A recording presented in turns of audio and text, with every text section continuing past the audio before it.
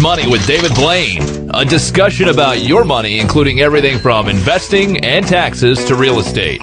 Now with this week's program from D.L. Blain and Company in New Bern, here's David Blain. Hello, I'm David Blain, and welcome to All Things Money. For the next 30 minutes, we're going to take an educational, stimulating, and hopefully entertaining look at all things to do with money. We'll give you some information and actionable ideas to help you create or maintain the wealth that you've already created.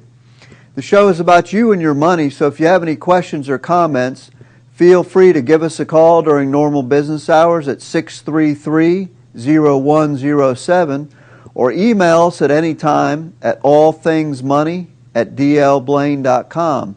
That's allthingsmoney@dlblain.com.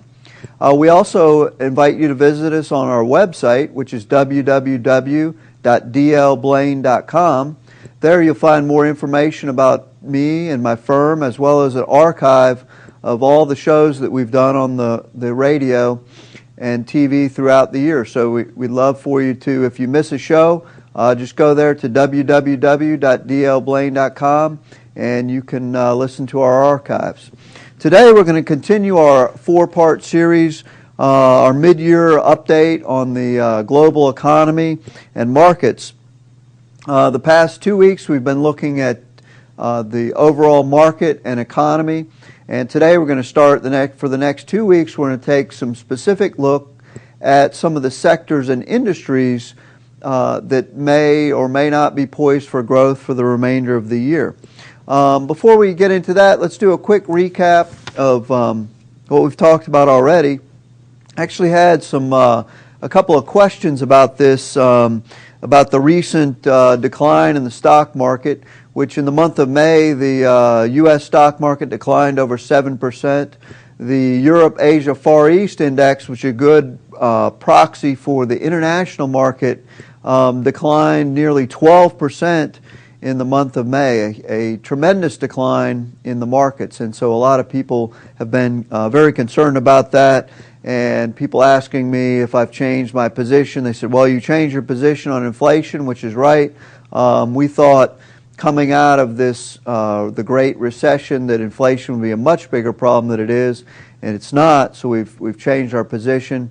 After this recent decline in the stock market, people have been wondering if we've changed our position on the market and the economy.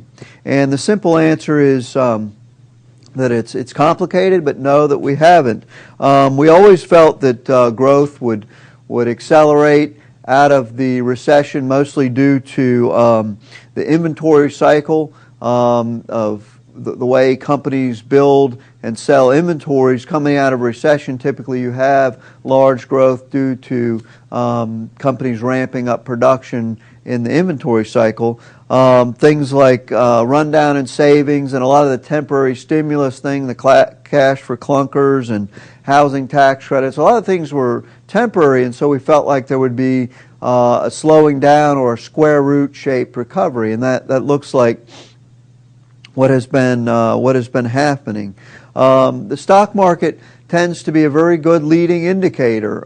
Sure, there are times when it has been wrong, but the verdict of the market, the cold-blooded market, is usually pretty accurate, and so I don't like to go against the market for very long.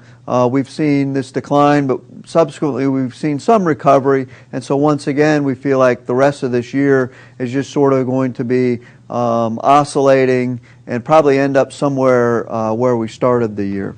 Moving on to sectors of the economy, we're going to talk about sectors. And first, let's define what we mean by sectors.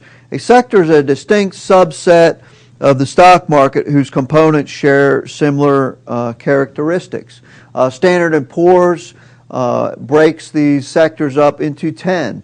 Things like consumer discretionary stocks. These would be your retail stores, automobiles, things that you don't necessarily need to buy. Consumer staples. These are your food companies, beverage companies, financial companies, healthcare companies, energy companies, industrials, information technology, materials, which are raw materials, And last but not least, we have your utilities. And so that's what we mean by sectors in the economy.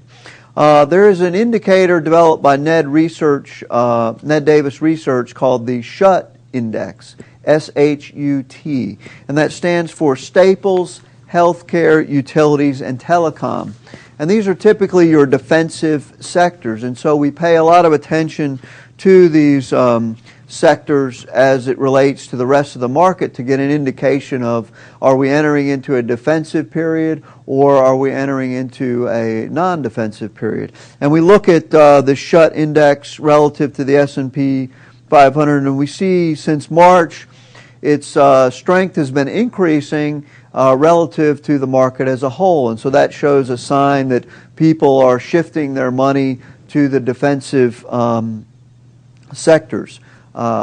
This does not necessarily mean that we're heading for a bear market, but what it means is that the rapid growth of 2009 and the, quote, easy money is probably over with. But the SHUT Index is a very good way to gauge the market as a whole. So if you're sitting at home and you want to know where most people think the market may be heading, just look at things like Staples, healthcare, utilities, and telecom. And typically, in times of declining markets, the institutional investors move their money in that direction. So it can be a decent thing to look for. We think there's good potential for a rally, which we've seen already in the past couple of weeks. You'll hear me talk a lot on the show about sentiment indicators. The sentiment, which is a measure of the optimism or pessimism of the participants in the market, both individual investors as well as professional investors, as well as business CEOs, as well as economists, reached another interim low, a low not seen since March of 2009 in the early part of June, about a week and a half ago. And when sentiment reaches this pessimistic low, we think it's a great time to be buyers. That typically, this is one of the things that you can look at that since they've been recording this type of information, 100% of the time it has been correct, meaning that when pessimism reaches its maximum point is a great time to buy, and when optimism reaches its maximum point, meaning that people are overly optimistic, is a great time to sell. So once again, 2 weeks ago, this sentiment indicator reached a low not seen since the lows back in March of 2009. So we think it's a good indicator that it may be time to for a rally. When we get back, we'll continue taking a look at some of the market. For All Things Money, this is David Blain. We'll be right back after a short break.